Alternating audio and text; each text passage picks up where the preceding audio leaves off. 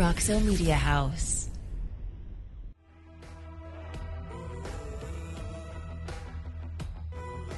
Welcome back to another exciting episode of Dissecting the Frogs as part of the Frogs Today family here at Roxo Media House. Really fired up about our guest today and just want to talk to you a little bit about what we're going to do here at Dissecting the Frogs. We're going to jump into all kinds of X's and O's and schematics. At times we'll have prospective student athletes in.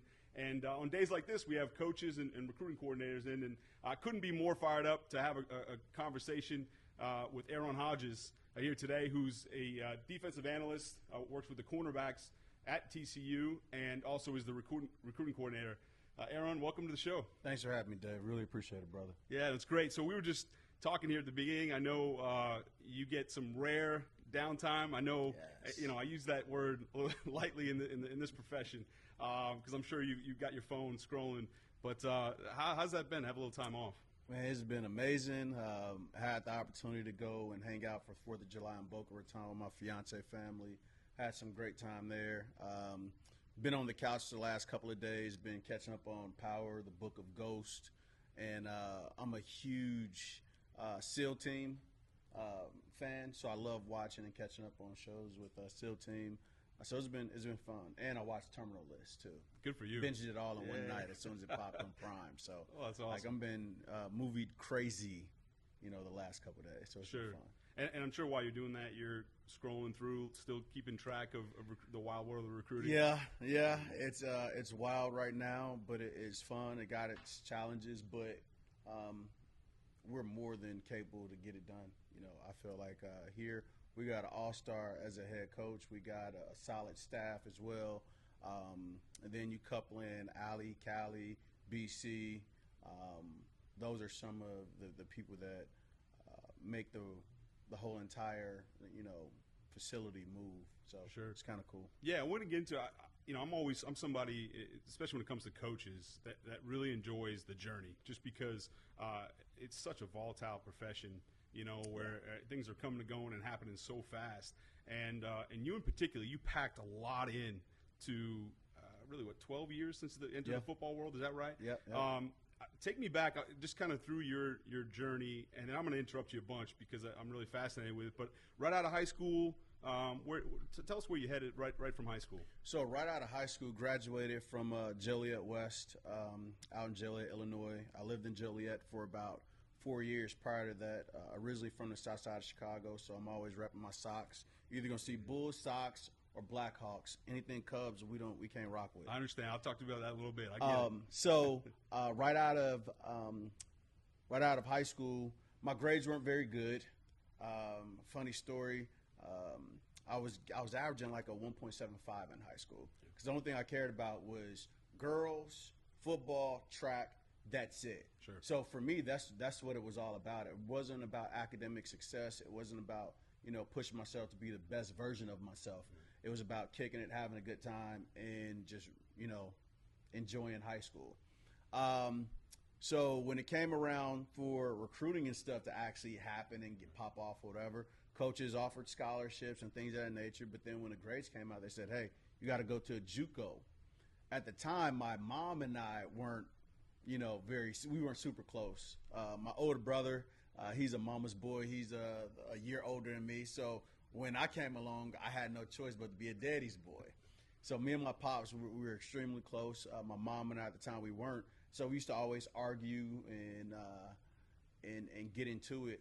And I used to always tell him when I turned 18, I'm gone. I'm out the house. I'm gone. And so I took the proposal back that coaches were, making to me, and I said, "Hey, Mom's like, if I, stay here and go to Joliet Junior College, then maybe, the scholarship be there or whatever." She said, "Nope. You said when you're 18, you're gone. You turn 18 in a couple months, and that's gonna be gone." So we had that conversation. Literally a couple days later, I just picked up at 17, moved out the house, partied the entire summer with my best friend at the time, Ryan Dodge, and we both enlisted in the United States Navy. So while everybody else was, moving off to college, I was going ahead and went up to Great Lakes, Illinois to start basic training. And that was really like my whole start in manhood and trying to figure out who I was. And I had great parents at the time too. I mean, not at the time. I still have great parents. My mom, she passed away in 2012, breast cancer. So I'm a huge advocate for women and breast cancer. Sorry to hear that. That's all. It's part of life, and I think that's it. Kind of put it in perspective. I have younger siblings, and they could have all chose different paths. I was fortunate enough where my mother saw me graduate high school. She saw me graduate the Navy, and she saw me graduate Illinois State. You know, my kid brothers, they didn't even get high school graduation. You know, so they saw the birth. She saw the birth of the first grandchild, you know, of my daughter. Right. So, like, they will never have those opportunities. So instead of me approaching it in a negative and, you know, stressed way, I looked at my kid brothers and I was like, I got everything I could get out of that, you know. So, yeah, it's a blessing that was able to, you know, she able to see that for you, and I imagine that time in the Navy, as I think about as a football coach, what the structure looks like of a football staff and a football program, the discipline it takes, the things that coaches preach all the time. Tell me how formative that experience was to what you do today currently. Yeah. Well, like I said, I grew up in a family. I had great parents. Father's a preacher. Mom's a stay-at-home mom. Moved us out the hood to the suburbs, all that good stuff. So I knew how a well-lived life was supposed to look. But being a hardhead, chase girls, sports, and that was it for me, like that led me down a whole different path. You know, so the Navy gave me an opportunity to mature and grow up. You know, being around high-stress environments.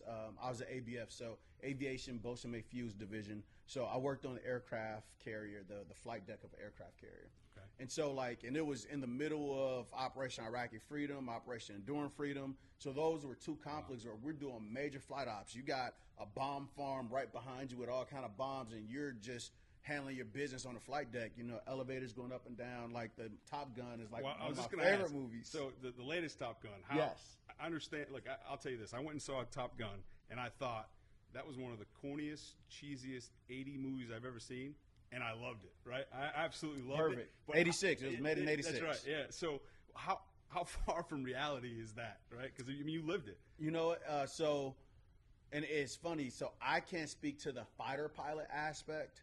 But one of my mentors, his name is Lieutenant Commander Victor Glover. He's still in, but now he's an astronaut for NASA. So they just got back from Crew Dragon in the SpaceX. I think it was in like February or something like that. But like he can, one day I'll probably introduce you all, and like he could speak to that whole aspect. But as far as the flight ops and flight deck and the Alert 5 jet that's right there, all that is real. Oh, that fires me it's up. all like how they move the airplanes and shoot them off the deck, and from the catapult to like at the end they're crashing the F-14 on the new movie. Right. So they crashed the F-14 on the deck, like rigging the barricade. Sorry if you haven't seen it by now, right? Spoiler alert. But how we rigged the barricade, like that's exactly how we did it. Like the thing that caught the jet at the end, like we go out there, we do those drills all the time, FOD walks. It wasn't realistic for an officer to hop on the elevator of a F-18 and ride it up.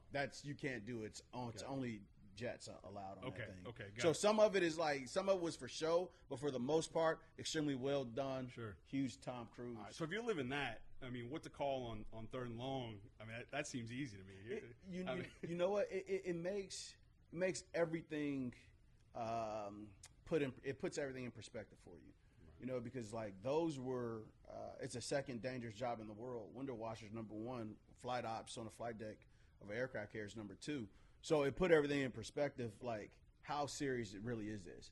And that's why I kind of approach college football the way I approach it. Like, okay, why do you talk trash on Twitter? Because it's not real. Right. You know what I mean? Yeah, sure. Like we're talking about talking trash on Twitter, not a bomb farm. You're not talking about, you know, you're dealing with fuel explosions. You're not talking about deep sixing over the side of.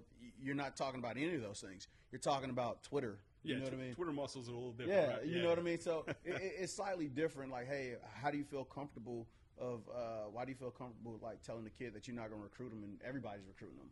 Why? Because that's not real. You know, the real things is guys out there risking their lives, you know, for the country that we just celebrated the 4th of July. Everybody's celebrating freedoms and popping fireworks, drinking beer and all that good stuff. But like, how many people really sat back and thought about, dang, it was a lot of life lost in the pursuit of what we're able to celebrate and cheer and all that jazz. Well said. So yeah, for sure. And you bring that perspective to life, and I'm sure you do that for the young men that you impact on a daily basis. So going back, so we go from 4 years in the Navy. That's correct. Mm-hmm. And then you go to Illinois State and graduate. So I went first to College of DuPage. So I had to go to JUCO because the GPA was so bad. Right. So but for 4 years in the Navy, I kept my mind right. I always told myself I was going to be there for 4 years. I was going to get out. I was going to go to college. I was going to run track, play football, all that. Mm-hmm. So throughout that whole entire time, it's 4 years. So it's almost, you know, you're cut off from the world a little bit when you deploy and all that jazz. But, like, I'm in the sandbox and I'm playing, you know, football with officers enlisted. Lieutenant Commander Glover, like, he's one of the ones who grabbed me. When it was time for me to get out the military, they made it real cushy for me to stay. And they said, hey, we're going to offer you X, Y, Z. And then I talked to Lieutenant Commander Glover. I said, what do you think? He said, look, man, you got big dreams, big goals, big aspirations. And at the time, I didn't know he was going to be an astronaut. You know, I just, you know, it was like, all right, I trust Vic, so I'm going to listen. And surrounding yourself by phenomenal people, that really changed my life. While I was in, and this is going to come up a little bit later, but another mentor of mine, he was a petty officer, 2nd class at the time. His name is Kenneth Lake. And Kenneth Lake rode me to death every single day. It wasn't a day that we didn't argue, and he's my superior. And it's just, hey, you know, you got to get this, Hodges. You got to do that, Hodges. You got to do this. And I'm like, dog, like, chill, like, my mans. Well, I tell kids, though, right, and you coach them, if I stop hollering at you and I stop riding your tail, that probably means I don't care, right? Yes. So, I mean, if you look back at those ones that care about you, they're the ones that drive you the hardest, right? And I'm sure that was the same experience. It was absolutely crazy. Yeah. And you're right. I was getting coached without even being in college football from 18 to 21. Right. Because these were men who've been there, done that, and were trying to bring me along because they saw something in me. What they see at the time, I didn't know. Sure. But the only thing I did was listen. I cursed him out, and then I tell him what I wasn't going to do. And he said, okay, well, you don't have to do it during normal working hours. I just bring you up here for EMI, which is extra military instruction. And so, like, you can just do it for EMI. So you could do your qualifications now, or you do them later.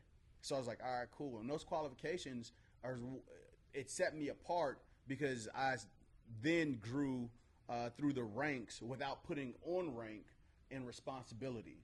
And so I had people that were higher ranking working for me. I was in flight deck control, working with bosun and the handler and all those guys. These are officers, and I'm enlisted. Wow. And I'm giving orders to third classmen at the time. I was a E3, so I was giving orders to E4s at the time. And it was people who were higher ranking than me working for me. And it was all because of Petty Officer Lake. Petty Officer Lake, Ball, Chili Willie, like those are all guys that kind of like, you know, helped me out. I was very aggressive. And Chili Willie used to always tell me, hey, just kill him with kindness. Be kind. Sure. You know, so, and then last, before we move on from the Navy helped me identify what my core values were. Because growing up, when you're 18, you might have good parents, but you never had the conversation of, okay, what are non-negotiables in my life that I'm not willing to break? And so the Navy helped me formulate my core values, and that's the same core values that I live and that I preach to, you know, kids nowadays, like in recruiting. It's really core values. Sure, yeah. I mean, that you got to have those things that are non-negotiable, right? Everything else can adapt and evolve or whatever, but you got to stay true to those core values. 100%. And that rings true of any good football program, right? So you go from the Navy into JUCO, is that correct? Yep. Okay, so for our viewers, let them understand, because you said you had a sort of a cush opportunity in the military to, you know, I think people look at, hey, you go to a junior college athlete, and I'm not knocking it. There's a place for it. It's unbelievable. Yes. It's transformed many kids, right? Yes. But I think people look at it and say, oh, wow, you're a college athlete. What an amazing experience. And it is down the line. But talk about really what playing junior college athletics, what that really is, because it's a grind. Am I right? It's 100% grind. Yeah, sure. It's not cush, right? I wouldn't use that word. It's not cush. It's not easy. And I was a two-sporter at COD. So, like, it was extremely hard, especially back then. In 2009, we didn't have, like, all the sports science and all that stuff that we have now. So, I was burning the candle on all ends. Like I said, I had my daughter when I was 21. And so I'm playing college football, running college track at a junior college, and I'm also working two jobs. Like, I'm working during the day when I get off a couple hours at Kraft Foods as a stock the shelves at the Dominex or Jewel Oscar or whatever. Far from cush. Far from cush. I'm also moonlighting at the freaking McDonald's. Okay. So I'm working third shift at McDonald's. So I'm not sleeping much. Right. I'm working two jobs to make sure that I'm still handling my responsibilities as a father. And on top of that, I got academics and everything. Yeah, that's a lot. So it was a lot of juggling. And I remember one day I was like a little bit ashamed. It was one night a drug dealer who I kind of grew up with, went to junior high with, went to high school with. He pulls up and he sees me at McDonald's. It's late. And he's like, "Hey man, what you doing? What you doing out here? Right. Like, weren't you in the Navy?" "Yeah, man." "Like, so why you serving me food?" "Man, I gotta work, man." "Well, let me know if you need help." And I knew what that meant. Right. And I'm pretty sure like the recruits and everybody like that who ever been a part or around things like that, everybody knows what that means. And I could have easily chose like a easier path. But for me, it was never about that. And thank God that I had the wherewithal to make the right decisions. But yeah, because pride can be a dangerous thing in those situations. Absolutely. Right? Yeah, for you to put that aside just kind of shows what kind of man you really are. And I look at that experience, so I understand junior college, man, and it's it's you don't get the life of luxury. No. In fact, just the opposite. No. But now you're talking to recruits, bring them into, like, for right now, you're at TCU, and we'll kind of close the gap into all those things getting here. But you're at TCU. They've got all these amazing facilities, beautiful place, beautiful city. I mean, every one of their needs are taken care of and met. And so I would imagine, I don't want to speak for you, but I'm talking to those guys if I'm you, and they start complaining about, I don't know, the steak wasn't medium rare or something. Oh, yeah. You know what I mean? You're like, listen, let me tell you about my experience, right? Yeah, I remember with food, we didn't have like a cafeteria like that, so you had to figure it out on your own. I remember before track practice, I garfed down Burger King A1 steak burger just because I'm like, I need fuel. I haven't eaten all day. It wasn't, and I threw up at practice, by the way. I think we had ladders that day in practice. But it's not cush at all. It's extremely hard. You have to have a legit reason, and you have to know what your purpose and your goals are. And they're not the same. Your purpose and your goals, like, people confuse them. Like, oh yeah, my purpose is to take care of my family. No, that's a goal. You know what I mean? Sure. Yeah. What is your why? Yeah. Right? What is your why? Why were you created? That's right. And it's a hard question. I ask recruits this all the time. Like, if you don't know your purpose now, it's all good. But you got to start having those conversations of what is your purpose for being on this planet. That's right. Because if you don't have a purpose, then you're going to just do anything. You're going to fly by night. You're going to just, hey, you know what? I'm going to get up and I'm going to do this today. And then tomorrow you're going to figure out what you're going to do today. So my purpose is to educate, impact, and empower the next generation of men. So for me, everything that I do has to align with that. This conversation has to align with that. Right. How I move outside of work, how I move in work, it all has to align with the ability to, educate, impact, and empower young men. So I didn't know that purpose until later.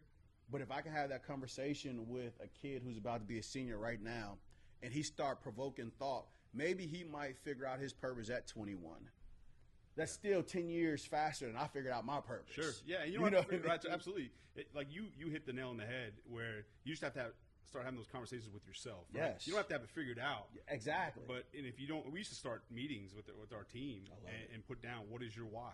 right? Because everybody has one, right? You just got to figure out what it is, and it's gonna look a little different for everybody. But when things go hard, get tough, and everyone, as we all know, is going to face adversity. Especially, you play in Division I football. You need to ask somebody, what is your why? Because that's what you need to fall back on, right? Yeah. So I think it's good. So you went from JUCO to Illinois State. JUCO to Illinois State. Let's be clear, I wasn't very good at football, to be honest. I was fast, but that was it. So I doubt that. It wasn't that I was nice as a cornerback. I was extremely average, but on the track I was pretty fast. National champ, All-American for junior college. Now, okay, we're not talking. Oh, that's still impressive. We're not talking Big 12 track, which is king. Right. But after that, so went to Illinois State, and by that time, I messed my hamstrings up because I was doing spring ball and I was doing my normal track season at the same time. So, and I wasn't cutting corners on workouts or anything like that. And so by the time I got to Illinois State, it was already like a done deal, really, for me athletically. And so I had the opportunity to connect with Lamar Connard. He's the running back coach right now at Miami, Ohio, and he told me, he was like, yo, well, if you want to coach, well, let's start coaching. Yep. And so put, football as an athlete aside and picked it up, Plexico Burst, you remember him? Oh, yeah. Yeah, of course. He was a dog. Yeah, absolutely. And then he making money, and then he went to the club, one day, and, that incident happened. Sure. The gun incident. Right. And so in my head, I'm thinking, like, I gotta find out a way to help young black men progress and not do stupid shit. Yep. Like when you get the money. Right. You know what I mean? Like, so how can I help mentor? And that's really how my journey in coaching started. It started with that one simple incident with him, changed my life. Because before that, I was thinking about going back to the Navy as an officer. I was thinking about being, a state trooper or something along those lines. But it was really that moment that kind of like, hey, we got to help these young people make great decisions and be more than just a football coach. X's and O's, in my opinion, means very little to me. Like, people don't want to know how much you know. They want to know how much you care. Right. So that was the beginning of me formulating my style, my philosophy was with that. So that's how Illinois State and coaching started. And then so you went to a GA. For those who don't know, a graduate assistant. You go to graduate school. At the time, you really don't make any money. They give you some housing. I'll tell you one day I'll tell you my graduate assistant experience. So I lived. Actually, I'll tell you right now. So yeah, I lived I was gonna say, I like, did. It was go. amazing. So I lived in a janitor's closet for 2 years. I was fired up. I remember the first time I'm in the elevator, right, going to this humble abode, and the guy calls me coach, and I'm like, I looked around because I'm like, well, he's talking to me, right? I was so fired up. I was like, oh yeah, he's talking to me. I had my chest out, and I walked right in my janitor's closet. It had a slop sink. It had a hot and cold faucet. I remember like splashing them together, trying to get like warm water, right? In the morning, I would. It had pipes on the ceiling, no windows, no TV, no internet. Lord. Just a bed. I read a lot of books. Sounded like he was incarcerated. I know, right? That's it. It kind of felt that way. And then the hours that you put it in, right? So I just come home, put my head in the bed, get up and do it all over again. But Coach, it was an amazing experience, So I went from there. I'd walk across the practice field every day. This is the Northeast, so winters and everything. I'd shower in the coach's office every day because I obviously didn't have that. And then that 2 years go by, and that summer I'm trying to make some money, right? They say, okay, you should probably make some money. I'm thinking, it's not a bad idea. But I was like, I really want to network. So I worked camps from, at the time, northern Vermont and southern Florida, everywhere in between. And I actually, at the time, like Craigslist was big with like rideshare. So I drove an elderly woman's dog from New York City to D.C. Her sister paid me. Then I went to the next camp. I'd pull in 2, 3 in the morning, sleep in the parking lot, stay at that camp 3-4 days. I drove a grad student to Chapel Hill. But I mean, these are the type of things that that isn't that uncommon in this profession, right? No. People are Dave, you a hustler though. Well, yeah, you got to figure it out, right? You got to figure it out. I mean, you just got to figure out a way to get it done. But I don't think people. I know people see these big contracts for these coaches and all that stuff, but when you really dive in it, for most of them, when you start going, hey, what was your journey? I mean, there's some incredible stories out there, to get there, and yours is certainly one of them, And So you go for your GA at Kent State? Right. So, but it happened a little bit different. So, from Illinois State, I made $500 in 2 years. Okay. And only made that $500 because Nick Watson, who's the equipment manager there, he gave me a job washing players' clothes after hours. So Yep. I come back. So you're hustling too, Yeah, right? yeah. So hustling too. So, and then I graduated from there. I got 2 internship opportunities. One was at Notre Dame to be a Olympic sports strength and conditioning intern. And that was the first internship that I got, and I was like so happy about it. And then my professor at the time, Betty Henson, she told me, she said, "No, you got to do another interview. You're required to do 3." I said, "I got my dream job already." You know what I mean? Like, why I got to do another one? Sure. And so she said, "No, you have to do 3." She said, "But since you got your dream job, I'll just cut it down to 1. So you just got to do 1 more interview." Okay. And so the second interview I did at Ohio State with Coach Glass, who's the Olympic sports strength and conditioning coach. Right. And so when I was over there, I was like, "Hey, I'm gonna stop by football," and so introduce myself, whatever. So I stopped by football, and I talked to Rick Court about strength and conditioning and all that good stuff. And he was like, "Hey, we're full right now, but really appreciate if anything comes up, we'll let you know." So then I go to Notre Dame, and I do my internship with Coach Elise Angeles, Caitlin Sweeney, Tony Rolinski, one of my favorite people in the world. And I'm just out there grinding every day. Skylar Diggins, senior year, K-Mac. Right. In the strength conditioning world, we're talking about some major names. Yeah, we're talking about major names. Right, so, right. and I'm like, dang, I'm around like these like heavy hitters, you know what I mean? And I'm like, shoot, this is awesome. So I do the internship and I kill it. And I end up getting a job at Valparaiso as the outside linebackers coach. So my first job was at an FCS school. Okay. And so I'm like, oh, yeah, life is good. Like, I didn't even have the GA to get this. Right, like, I'm coming up hard. And so You didn't have to drive some strange dog in your no, car. no, right? no, Yeah. no. And so, Yeah. like, I'm You're a geeked. lucky one. Right. Yeah, so I'm geeked. I'm like, yes. And I get a phone call from Tony Rolinski, and Tony says, "Man, why are you doing that? Like that's absolutely crazy. Like, you're trying to be an intern your whole life. You're trying to, And I'm like, Coach, like, I got to make money. It's $10,000, but it's still something. Right.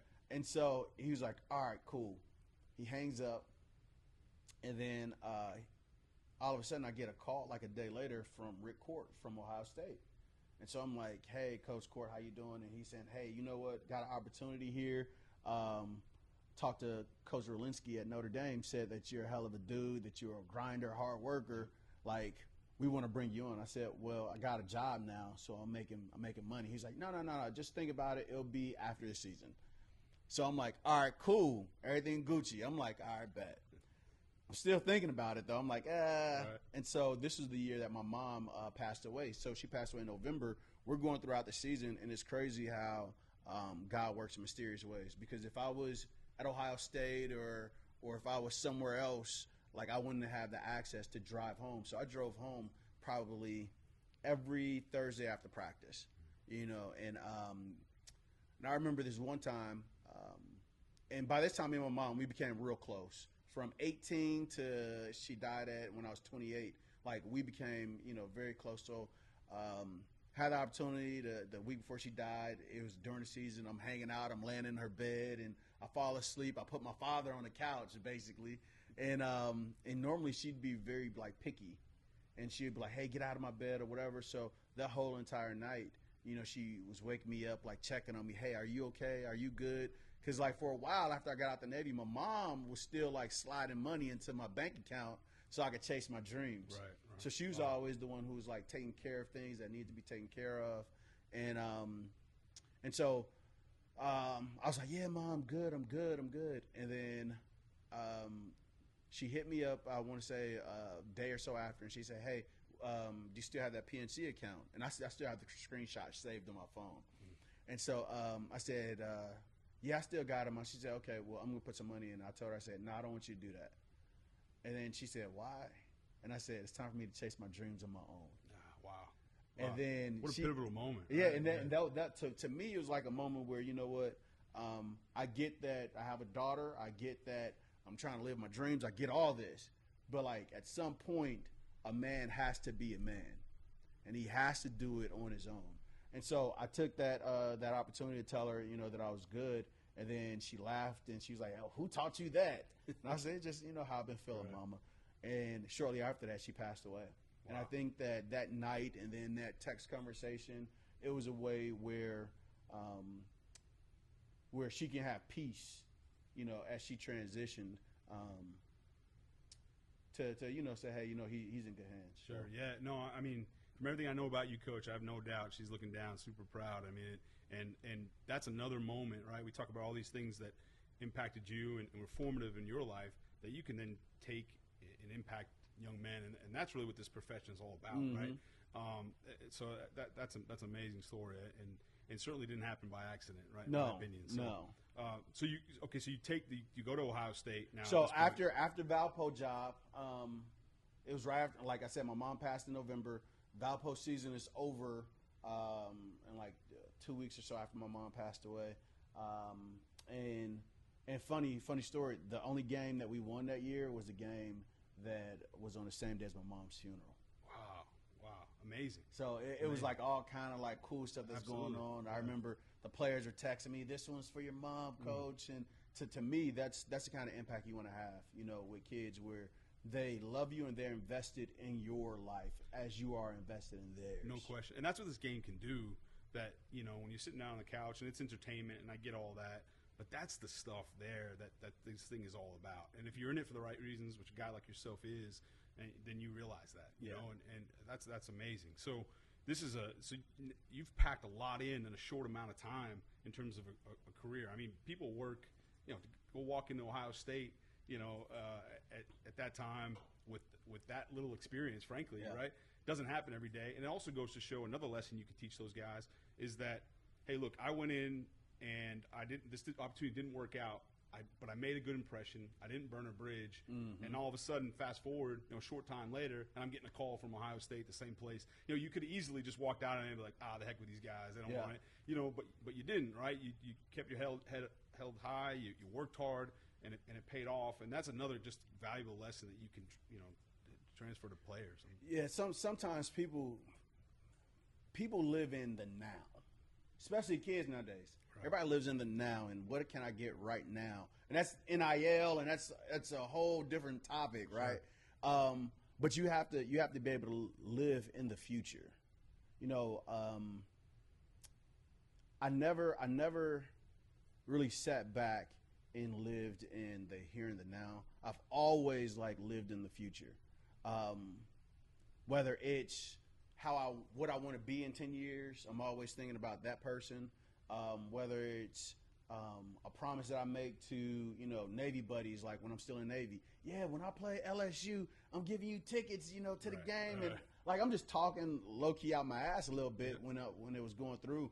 But when it happened, when I was a GA at Kent State, so I did the internship at Ohio State, and then that opened up the opportunity to GA at Kent State.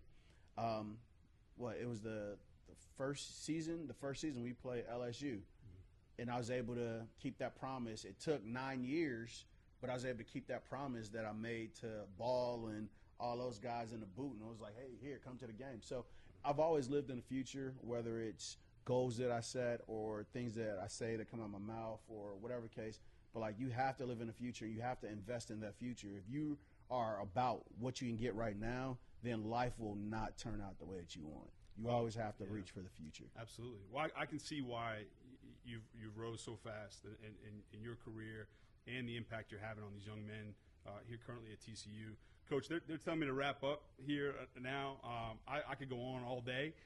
If it's okay with you, I'd love to have you back another time to get into sort of your recruiting philosophy. I have so many things I want to talk to you about. You're such an interesting guy who's been extremely successful, have built numerous top recruiting classes, and then just arrived. We're lucky to have you here at TCU, and you've come in guns blazing, because that recruiting class is flying around.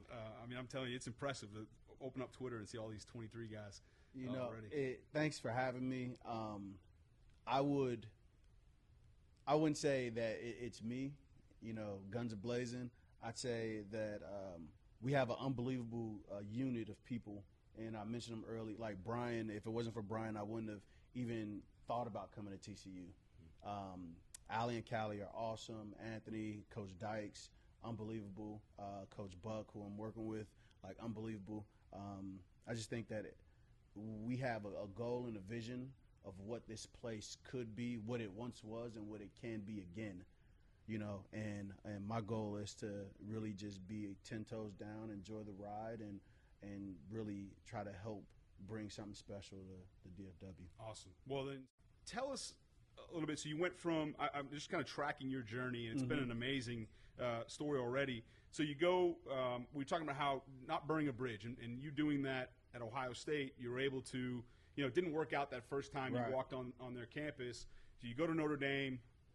You end up at Valpo for a cup of coffee, right? It was a quick deal. And then all of a sudden something pops open at Ohio State. And because of the fact that you didn't burn the bridge and then you went and worked your tail off, they remembered you and you got that opportunity, which is a great lesson for the kids you're coaching. So so now you're kind of struggling on what you should do.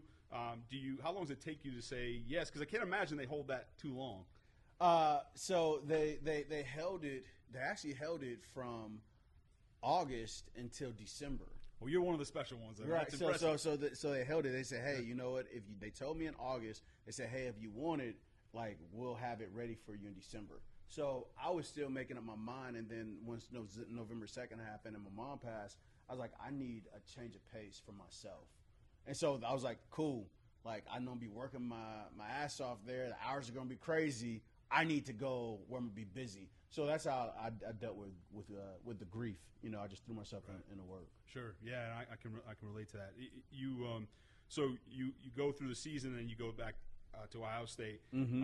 What's your initial role at Ohio State when you walk in on day one? So when I walk in on day one, I'm a strength and conditioning intern working for Mickey Marotti, working for Rick Cord, Kenny Parker, Anthony Schlegel, who just finished up as the head strength coach with the Jaguars and NFL.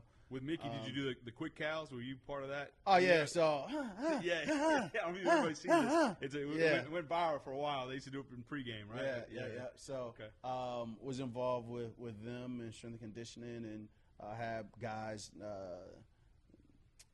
JT Barrett moved him in. He's from Texas. You got Kenny Guyton. He was a senior. Just had his baby boy at the time. It was a good time because that was outside of working with women's basketball at Notre Dame. That was my first time with like high profile male athletes, and so you're dealing with like the egos a little bit, and I really didn't know the roster when I first came in. So I remember a conversation with Braxton Miller, like I'm trying to do like his weight, and I'm like, all right, name, and he looked at me like, you know who I am. And then I'm like, what's your effing name, man? Right. You know what I mean? Yeah. Like, bro, like, sure. I really don't know you. Yeah. And so just dealing with managing a little bit of, some egos and high-profile guys. And when it all boiled down to it, I kind of figured out, like, guys just want you to be invested in them. Right. And then once you figure that out, then everything else is easy. Like, be truly invested and 10 toes down with the athlete, like, in his ability to grow and develop and mature as a young man. So, all right. So when I look at it, so your time there and doing exactly what you were just talking about in the strength world obviously caught the attention of the coaches because at Ohio State in the football world, because you go to Kent State and GA, and then you come back as the DPP, which for those who know, the director of player personnel. It's a major role, and it's also not that common. Even though those worlds collide a lot in strength, you don't often see. It's sort of their own lane, right, in the strength world, for then you to get into personnel. So how did that all come about? So I never wanted to be in recruiting, never wanted to be a strength coach either. It was just the path for me to get inside the industry. So I did everything strength and conditioning on the front end, and then left there, went to Kent State, and I was a linebacker graduate assistant at Kent State. Had a brief cup of coffee at a D2 school. It's closed down now. It's called St. Joseph College in Rensselaer, Indiana. I know it. I know it well. Yeah, Yeah. So I was a linebacker coach there. I'm the one. You're the one. And so I was there for literally like a cup of coffee, and then I get a phone call. My buddy was leaving to go to the NFL as a scout, and he was in recruiting at Ohio State. And he said, "Hey, man, everybody's throwing your name around out here that, you know, we should come get you for this position." And he said, but I told him, nah, like you want to coach. And I told him, I said, Roger, you better get on the phone. You better call them people back and tell them I'm interested as hell. We're talking about the Ohio State. Yeah. You know what I mean? So I'm like, you know, we got to do it. And so that's how that happened, that opportunity. But before that, when I was just an intern there in strength and conditioning the first time, I made sure I said hello, and I joked around, and I laughed with everybody in the building. So, like, it wasn't enough for me to just be out there cleaning up weights and, you know, coaching technique and, you know, the posterior chain and all that good jazz. Like, it wasn't enough. So, like, anytime we did noon hoops or whatever, I go to Mark Pantoni's office and joke around, like, Mark, when you gonna come out here and get these buckets? Right. You know what I mean? Sure. And so he always used to laugh and joke about how he was going to do it. Never came out and hoop. That's my dog, but he don't hoop. No, he's great. And so that's how those relationships start. And Coach Meyer used to always say, hey, like, I'm literally wiping down a treadmill, and he's running on the next treadmill. And he just, you know, struck up conversation this one time, my first time there. And he's like, hey, you know, what do you want to do? And he's like, you need to tell everybody your hopes, dreams, and goals. Love it. Yeah. You know, so for me, everybody kind of already knew what I was looking for, what I wanted to do. And it just so happens that I made an impression as a young intern where they said, hey, you know what, like, this might be the job for you. He's outgoing, he got juice, got energy. Right. Mickey Marotti co-signed it, you know, so it all kind of just, you know, happened. You know? And you understood at a young age, which many of us don't. I don't think I certainly didn't. At least I didn't actively know this. In terms of the networking piece and building genuine, authentic relationships, as opposed to it being transactional, right? Yes. And you just being yourself. Just being myself. Yeah, and that, again, when you look back, these are all amazing things that you can tell your current players on hey, you know, you're walking by, you're in the lunchroom, you know, say hi to so-and-so. Not only will you make their day, it's the right thing to do, you just never know where those you'll never know again. Right? And speaking about colliding, and this one I brought Lake up at the beginning of the conversation, Petty Officer Lake, who was riding me hard. Right. So I take the job, and it was paying $1,000 a month. Right. So $12,000 a year is what I was getting paid when I went to Ohio State the second time in a recruiting capacity. So I didn't have a place to live. I didn't have the financial capacity to take care of my daughter at the time and get a house and chase the dreams and all that. So Petty Officer Lake, he moved to Columbus, Ohio. Wow. And so his whole family, you know, they live in Columbus and, you know, still to this day now. So I called Lake and I said, hey, Lake, Ohio State presented me with an opportunity, but I can't take this opportunity if I can't crash at your place. And Lake said, Hodges, I don't even know why you called me and asked. Get your ass out here. Love it. Oh, and so that's what happened. So, like, to tie it all back to what you're saying, you never know. And I was a jerk to Lake during my time in the military. He was always great to me. Like, hey, come over to the house. And he used to always take in the young junior sailors and show them the ropes and all that other stuff. But for the next year and a half, like, I lived in his study. You know, he had a couch that I slept on. And that's what got me through making, you know, $12,000 a year is that experience. Like, Lake letting me live in his house rent free for a year and a half until I eventually rose through, you know, the ranks. Well, I would imagine too. I mean, you may have thought you treated him like a jerk because you were just some hard-headed kid at the time, right? Yeah, little 18-year-old kid. But obviously, he saw a lot in you, and you know, I'm sure that obviously you made quite the impression. So that experience at Ohio State, you know, if I'm looking at you from, you know, from my vantage point, that propelled you into this world. I mean, you know, because that you're talking about these names that you're throwing around in terms of the head strength coach. So Urban's there at the time, Urban Meyer as a head coach, and Mark Pantone. Yeah, Pantone. I mean, you're talking about that collective, that group right there set the recruiting world on fire. Yeah, right? back in Florida, back in the days. Absolutely, yeah. And they were together for so long, and for you to be part of that inner circle, it's pretty amazing, from a professional standpoint. So you go from Ohio State, now we're there, and your next job is that Purdue? My next job is Purdue, and how it all started. My name really wasn't a name in college football until one particular incident happened, and then like trust is earned, all that. And it's funny that we're about to talk about it because I literally called his father today, Dwayne Haskins' father. So Dwayne was committed to Maryland, and rest in peace. And his father and mother and sister came out on an official visit. And it's like in the ninth hour, if you will. We do the OV. I'm with Dwayne on the OV the entire time. And at the end of it, his father grabs me. I think we were at breakfast on like a Sunday or whatever. And we're upstairs. For the viewers, on OV is an official visit. He's on his official visit. Yeah. Yeah, I was make sure I know there's all these terms, but go ahead. I'm sorry. And so his father grabs me, and his father says, hey, you have a calling on your life. His father's a pastor as well. Okay. And so he said, hey, man, I see a calling on your life. And I'm like, yeah, thanks. This is kind of creepy. You know what I mean? Yeah. And so kind of exited, the conversation.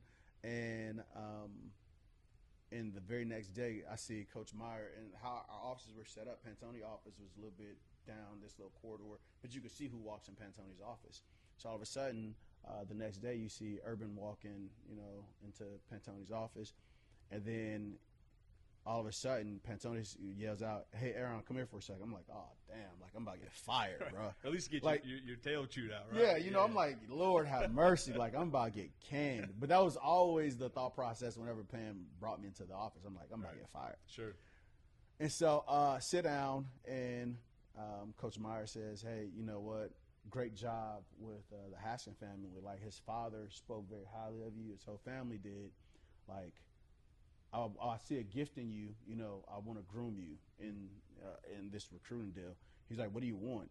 And at the time, like I said, I never wanted to be in recruiting. Right. Never. I always wanted to be a position coach, future DC, and potentially head coach. And so I'm like, dang. Yeah, when the guy that you've always looked up to say, like he see a gift and he want to like mold you, like you say, all right, shoot, like maybe this is for me. And so like an idiot, I responded to him like, I'm trying to be the next Urban Meyer though, coach. Right. So he's like, yeah, but let me sure. Let me take care of you in this world. Yeah. And so from that point on, like when Pantone scheduled travel, like I was on a jet with Coach Meyer, and we'd travel and we'd do all that stuff. And if it was a car drive, like it was him and I or whatever. And so it was a cool opportunity to really figure out like the guru and how he operated, how he did things, and how he liked things to be done, and it was always funny. I could be myself, and I have a master's degree. I don't always speak the King's English. Right. I use profanity a ton, but I'm just like at heart, I'm just an inner city kid from Chicago. So I was I saw that I could be myself around him. And that allowed me to be myself around recruits instead of being this buttoned up. I could like let my hair down and just be myself. And that was the one thing that I really appreciated about that experience. And then it turned over, and they trusted me enough to run the walk-on program. Wow. And so I ran the walk-on program. Yeah. And during the walk-on program, I didn't just allow anybody to come in. Like I had guys who were 3-stars who were turning down, offers to go play MAC ball and to come to OSU. So like our recruiting class for walk-ons was like always like off the charts. And so like CJ Saunders, who eventually became a team captain and a slot receiver. You got other guys who are currently still on the team that I can't mention or whatever. Sure. But names started to get put in articles and things of that nature. And when Jeff Brom was looking for a position to fill, like, you know, all the attention that I was getting from putting together walk-on classes kind of gave me the opportunity to become a director of player personnel instead of being an assistant director. So I'll tell you, that's a great example again, right? You're talking about impacting players and teaching them life lessons and even just lessons within your football program. But here's somebody who, you know, some may look at that. Now, it's a big deal, and I understand that it is, but some may look at it like, it's just the walk-ons, whatever. Yeah. But you understood, hey, be the star of my role. Whatever your role is, be the absolute dude right there, right? Yeah. And you were that guy. And again, just, I mean, all these things are coming together where I can just, you know, see that the impact that you have on these student athletes because of your own experience. I mean, you lived it, you've done it, and you understood these things, again, coming up as a young, when most of us have to be sort of taught that thing and spoon-fed it, but you understood, hey, I've got an opportunity to have some responsibility here. I'm going to be the star of my role, you know, and that's a big deal. That's awesome. Like, I've always looked at it. Life isn't just about how you experience it. It's about how other people experience you, you know. So it's not just about like, oh, shoot, you know what? I have this role to put together the walk-ons, like, whatever, you know what I mean? But it's also like, you know what? How can make this a great experience for somebody else? Sure. And so that's how I always approached it, like whether it's, you know, the walk-on role or becoming the DPP or whatever case may be, like make sure it's a great experience for everybody. If you got a boss or a superior or supervisor, make sure that him managing you is a pleasure. Make sure that him working with you is a pleasure. Like, he can't get enough of it. Right. You know, so like that's always like been my outlook. And if we both have great experiences together, it's going to be a mutualistic, beneficial relationship no matter what happened. Right. Yeah, no, so I went to me, that's also a product of where you're from. So when I went to Merrimack College up in Massachusetts. I'm a guy from Boston, and we had this recruiting pipeline in south side of Chicago. So all my roommates were from south side of Chicago. My man. So all the Catholic schools up there, Brother Rice, St. Rita's. Yep, right? yep. So they all went there, and I could relate to those guys the most than anybody else. You know, we had all these guys from different parts of the country, but those guys, because they were just genuine guys. You could bust chops and make fun of one another. No one's going to take it personal. Nobody takes it personal. Yeah. And now, I'm experiencing that in Texas a little bit. I've been now, I married a Texan, so they allow me to stay in state. But I've been here a total, I guess, going on 11 years. Wow. And still sometimes, like with sarcasm and things like that, people just don't know how to take you, right? No. No. But you're genuine. You just tell people exactly what you mean. You mean what you say. You say what you mean, kind of thing, right? Yeah. And I think if you approach this profession that way, it can really take you far, right? It can take you to the moon and back, because there's so many yes men in this profession. Everybody thinks that, oh, if I tell him what he wants to hear, like, then I'm good. You know what I mean? Right. Like, and that's the exact opposite. Like, you have to be yourself. You have to give your own thoughts. You have to give your own opinion, because people always value authenticity, and they value like your truth. So if you see something this way and they don't see it that way, that's a simple conversation. That's right. Yeah, like, as men to men in this industry, you should be able to sit down with another grown man, have a conversation, and become at least amicable. You know, a lot of places, you know. No, I remember reading, it was Art Briles' book, and one of his books, it said, you know, if I'm the smartest man in the room, it's a bad room. Yeah, it's a bad room. That's right. Yeah. So like, I talk to kids about that all the time, and I tell people, like, the same. I didn't know Art said it, but I've heard it. He may not have coined it. I don't know. I just read it in that book, but I'm sure it's been said by many. But I'm like, hey, you know, if you're the smartest man in the room, like, you're in the wrong damn room.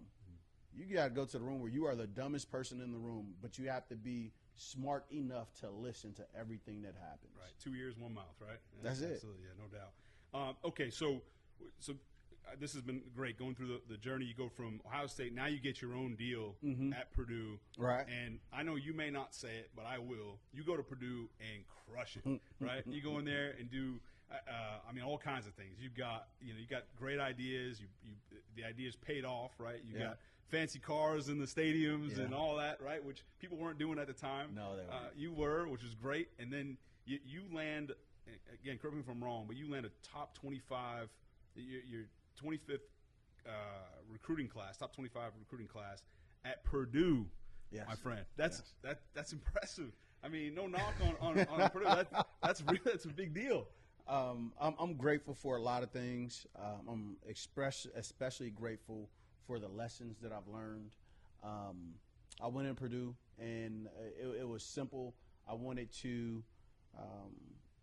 take and see if I learned all the lessons. Like Purdue was a beta test for me, and what I mean by that is I was in the lab at Ohio State working for arguably some of the greatest recruiters in college football.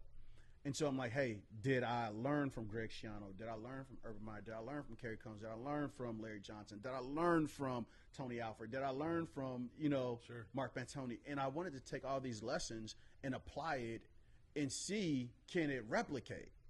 Right. Can you do that? Yes. Can I do it Right. my way, with my swag, my lingo, how I vibe? Sure. And so Purdue was the perfect place at the time for me to do that. And so my goal was, because they never had a top 25 recruiting class, my goal was to have a top 30 in 2 years. So I didn't have a 25. I was like, look, I'm giving myself 2 years. And I told you I always live in the future. Right. So I wrote on the board in my office, I said top 30 dash 2 years. So I always saw myself having a top 30 recruiting class. Sure. And it just so happens that, year one, it all happened. David Bell, George Karlaftis, who just went in the first round. David, I think David went in the second or third. But those are all phenomenal players, who made their mark. Rondell Moore is one of my favorite people. They've all done well for themselves now and playing on Sundays. I mean, top 25 in year one. You did it the right way, though. You went and reverse engineered the whole thing, right? Say, hey, I want a top 30 class in 2 years. Now let's work backwards and how am I going to get there, right? Yes. Which to me, any successful endeavor, that's what you're doing. Yes. You look at it to what you want it to be and then work backwards. But to do that at Purdue is unbelievable. So now, you're no longer Eron Hodges, the guy that really no one, who is this guy kind of thing. I mean, you burst on the scene with a top 25 recruiting class at Purdue, right? Yeah. Impressive. You go there. From there you go to Louisville. No. So from there, was there for 3 years. The second class was the second best class in the history. We finished I think it was 28th ESPN, and it would have been top 25, but guys, Schiano gets the Rutgers job, and then he keeps a bunch of kids in Jersey home. Sure. So that hurt a little bit, but ended up leaving and going to Texas Tech.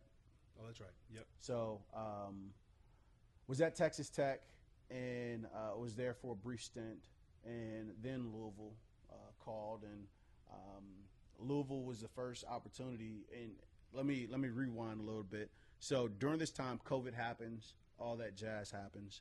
I pull out the exotic cars for the first time in college football, and now everybody replicates and they do their Champ U barbecues and all that. Right. And it's like, come on, man, chill out.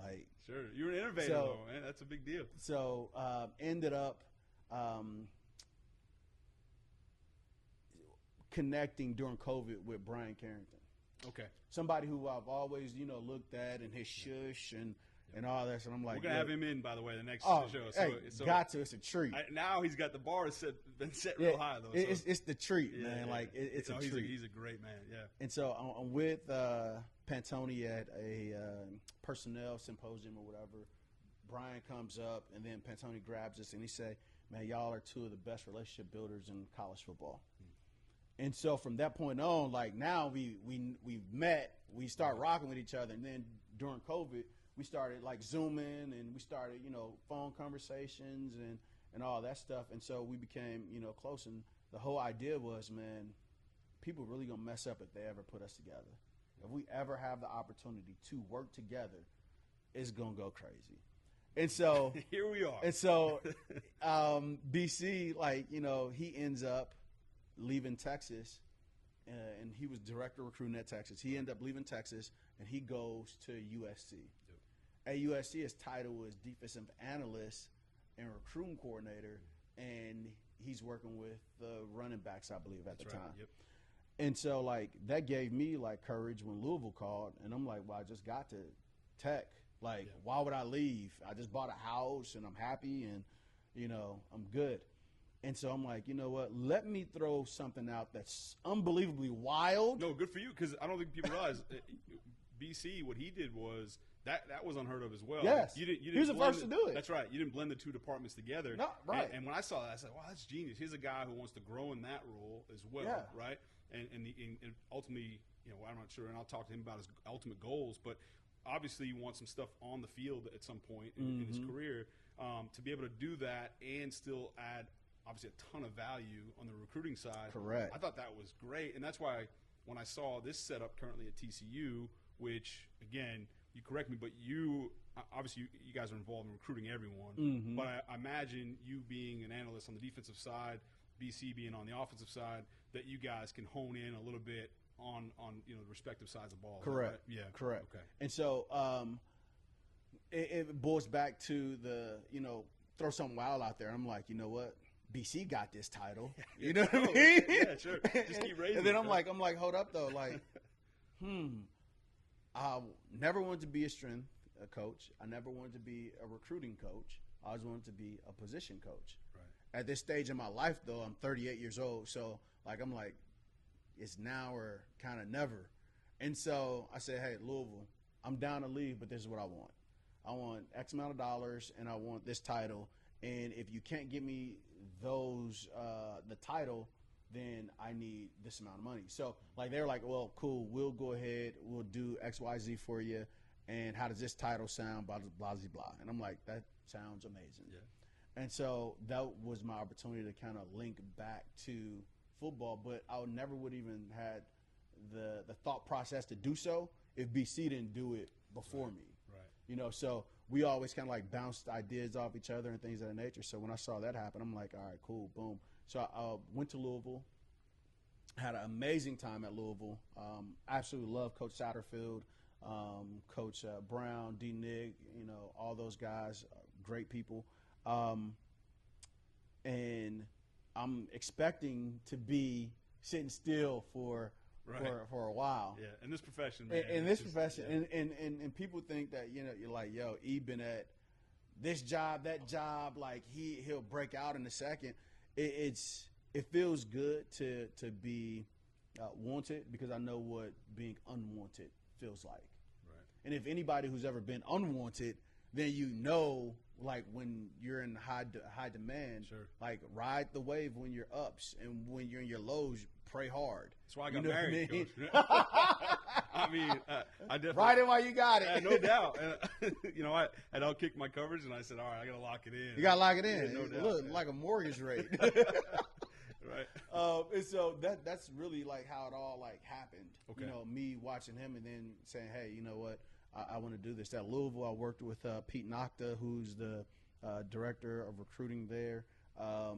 Carter Wilson, who, if people don't know, he's one of the best evaluators I've ever been around. And I think I was there for probably about 2 weeks, and I text Pantoni. Said, if you ever have a shot to hire Carter Wilson, you better take it, because this kid is everything. So, a young kid, just graduated from the University of Florida, but he's phenomenal. Worked with some phenomenal people. And we got it rolling in the 2023 class. And then I think we were ranked 8th in America or something like that. And then TCU called, and BC texts me, and he tells me, hey, we got a position opening. I just threw your name out there. Coach Samples was here too, right? Yeah. So Samp left, and Coach wanted to get more help in the recruiting aspect of it. And so BC called me and said, hey, Anthony's going to probably reach out to you. 15 minutes later, Anthony's calling me. I'm having dinner with my sister who came to visit me in Louisville. And I'm like, sorry, as I'm on the phone. And they said, hey, we're going to fly you out the next day. And so they flew me out the next day. And I'm thinking, you know what? I'm not really interested in leaving, but it's BC. And you always got to listen, right? Yeah, and you always got to listen. Let me ask you this, if you don't mind. Are you at that point? At what point are you transparent with Coach Satterfield right off the gate, or because I know it's tricky. Touchy thing, it's tricky, right? Yeah, because you don't tricky. want to ruin that relationship if things don't work out in Fort Worth. But how does that part work? Certain people in certain jobs, you're invested in the people, and you love the people, you love the culture, you love the coaches, and you want to do right by them. And so you have to, those people, you have to give them a heads up. Coach Satterfield to me is one of those people, so I made sure I gave him a heads up. Other places, like, if I'm gonna keep it a band with you, like, not everybody in college football has the student athlete's best interest at heart or have the coaching staff best interest at heart. And so if you are a grudge type of coach, I probably won't share like that information like immediately as the court process begins. Right. Smart. You got to be strategic about it. Yeah, you have to be strategic about it because you gotta protect yourself and everything that you've worked for in this industry. And then once they say, hey, we want to fly you out and this is serious, then you might want to let that coach know. But like if it's somebody that I respect and that I love, and I'm telling you up front, sure, like straight up. So like all the cards are on the table, and then we go from there. So like for me, I don't believe in hoarding information. Yep. If it's somebody who's out there who wants me, I'll tell straight up, like boom, and then see what happens from there. Yep. But not everybody deserves to know everything all the time. Right. So you have to be strategic in how you do things because it can burn you. It can, and it has. It's burnt me in the past. Sure. No, I think we all fall victim to that, right? So before we wrap up, I got to make sure we get into you're here at TCU. Yes. Everyone's fired up. You're here. As you stated, you're around some great people. Tell me a little bit about two things: your overall recruiting philosophy, and again, I know that's a big rabbit hole, but just kind of if you could sum it up to sort of how you view recruiting. There's a bunch of different ways to skin a cat there, and then lastly, what is the differentiator here at TCU that sort of separates you from other programs and to have some success here already in early stages here of recruiting? So my philosophy, my life philosophy and my recruiting philosophy are one and the same. So everything for me starts with my core values. And I learned my core values when I was 18 in the military: honor, courage, and commitment. Those are the exact same core values that the United States Navy has. And so, like, what keeps you from hitting a woman? Well, honor. What keeps you when, social issues come up, whether it's the LGBTQ community or Black Lives or,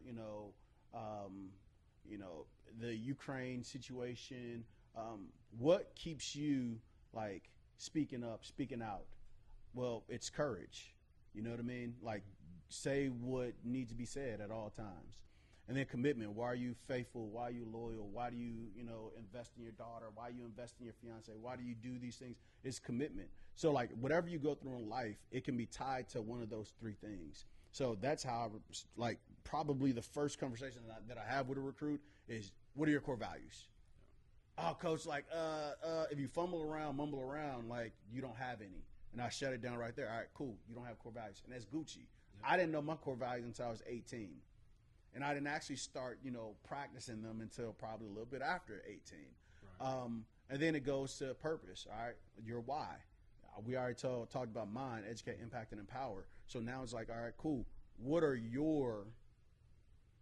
your purpose in life? I don't care about goals. I want your purpose. Because your goals are going to be the same. I've done this for 12 years. I want to make it to the NFL, take care of mom, come walk out with a degree. You know what I mean? Like, however you break it down, like all the kids that we recruit, if you're not trying to go to the NFL, it's probably a problem. Yeah, no like, question. I don't want you. Right. If you don't love football, or if I hear that you don't love football, I don't want you. No, because you're not going to make it, right? You're not going to make it. Again, it goes back to that why. Yeah, it goes back to your why. Sure. So, like, I start off with every conversation, like, what's your why? What's your purpose? Why were you created? And then we hash it down from there. In that process, I might find out that you ain't the guy for me. Right. And if I find out that you ain't the guy for me, that doesn't mean that I don't talk to you. Only thing that means is that I'm not talking to you in the purpose of coming to be with me and play with us. Right. So you're still a good kid. Let me mentor you in this. So I walk in, I'm 18-year-old David Beaudin, and trust me, my short self, you're not recruiting me at TCU. But I walk in, you say, okay, this is why TCU right now. I know there's all this energy around the program. But what are you selling me, so to speak? I hate to put it in those terms, but no. Selling is perfect because especially when you come down to NIL, like everything, this is selling now. You know what I mean? So you have to figure out a way to motivate, inspire, and all those things. At the same time, it's a sell because like this is what I have to offer you. Sure. It's something that's out there. I used to look at selling as a negative word too. So like when you said, "No, I get it," like most coaches be like, "Oh, I'm not selling nothing." Yeah. Well, I mean, if you're not, someone else is. Yeah, right? somebody else is. Yeah. So for me, it's really about making sure these young men aren't taken advantage of. That's the only thing I care about. So like the number one player in Texas in. I know. You know what I mean? Yeah, like, I know. I saw it. I'm on with his father, you know, and he's at your former place of employment, right? We talk about no. that. No. All right, we're not allowed. Okay. No. So I'm talking about something totally different. So that's different. Yeah, we're not allowed. That's way different. Yeah. But I'm on with his father. I'm like this. I would never take advantage of your son. Like that's not my deal. Like I'm not trying to use him to get more money. I'm not trying to. Only I care about for him is graduating in 3 years, and if the opportunity for him to go to the NFL is there, we fucking take it. If it's not there, then it's like, all right, cool. Let's go ahead and get that master's in 5. And let me put you into a market where the DFW is one of the biggest growing markets. That's why I came. Like, I didn't know anything about TCU, to be honest, other than LT played here. Knew the colors. I knew they had crazy uniforms. That's all I knew. I didn't know how nice the stadium was. I didn't know how nice the facilities were. I didn't know about Kaz Kazadi. I didn't know, like, I knew Sonny had, like, a dope offense that put up hella points on everybody. Right. But, like, that was the extent of what I knew about the DFW. Well, it's smart, again, having that foresight. Yes. Right? Because now, as you look at conference realignment and that whole rabbit hole, yes. Right, everything is about media market. Media market. And it's the second largest media market. Right. Like, or what is it, third or something like that. Third, but it's absolutely huge. And it's like, if I can get young men to take a look, I didn't say come here. I just need you to take a look and see the opportunities. And if you're like me, like I said, I'm trying to see if we can walk on the same path together. Right. And if we can live in the future together and see what this place could be, like, it could be really special. You got corporate America right down the road that will take care of your life if football doesn't work out. Why would you not choose this place? Private education. Why would you not choose this place? A coaching staff that genuinely love and care about their players. Because everybody in this recruiting process say that. Right. Malcolm Kelly loves every single receiver that's in his room. Sure. No, I saw you tweet out the other day, hey, look, make sure you take care of the players, even if they don't come to you. Right? They don't come to you. Because that's why you're in this business. That's why we're here for young men, to take care of young men and grow them, to build them. Just like Kenneth Lake did me. Yep. You know, that's what we're here to do. And if we don't do that, then we're doing a disservice to ourselves and to these kids and to, if you look at it, generations to come. Well, Eron Hodges, I'll tell you what. We talk about sales. You sold me, right? I'm ready to suit up, man. If I have any value at all, just give me a helmet. Let me go, man. I'm ready to go. Trust me, there's always value in everybody. Hey, I really enjoyed this. It's been a lot of fun. I appreciate you coming through, and we'll have you back, you know, anytime. Maybe your next vacation, which is not be in a year. A year. But always welcome to stop by Dissecting the Frogs and Frogs Today. Love the conversation and excited about what you're building over there, and you guys collectively building, you and Coach Dykes and company. So thanks a lot for what you do for the Frogs, and good to have you on the show. I really appreciate it. Before I go, shout out real quick to Coach Dykes, because I've never been around a head coach, and I saw this on my interview. I was like, all right, cool. I hear he's a good guy or whatever. So in my interview, they said, hey, we're going to take you over to Coach Dykes. So I go over to Coach Dykes' house, and it's an open door policy at his home. You know what I mean? Like, I can't tell you how many recruiting events we've done at his home.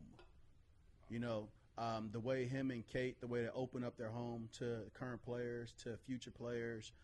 I have never in my 12 years seen anything like that amongst all the coaches that I've ever worked for or with. Like, so that showed me, like I said, living in the future, I'm like, damn, this can really be on fire, because he's just that kind of guy that wants his players to be around him and genuinely love and care. That's the only thing. If you love and care for a player or student athlete, like I'm gonna be loyal to the soil just because you could take care of the guys that I care about. Absolutely. Like, that at the end of the day, all of our purposes are the same. No matter how you slice it, dice it, skin it up, whatever. Like, our purpose is to make sure that we take care of our fellow man, take care of each other. And in taking care of each other, we take care of ourselves. I love it. Yeah, you're not the first person to say that about Coach Dykes and what they're doing over there. A lot of people break down to family and talk about family. You guys are actually living it. So excited to see all this happening, and we're certainly rooting for you guys. And again, welcome here anytime. For Eron Hodges, I'm Coach David Beaudin. It's been a pleasure. See you next time on Dissecting the Frogs. Roxo Media House.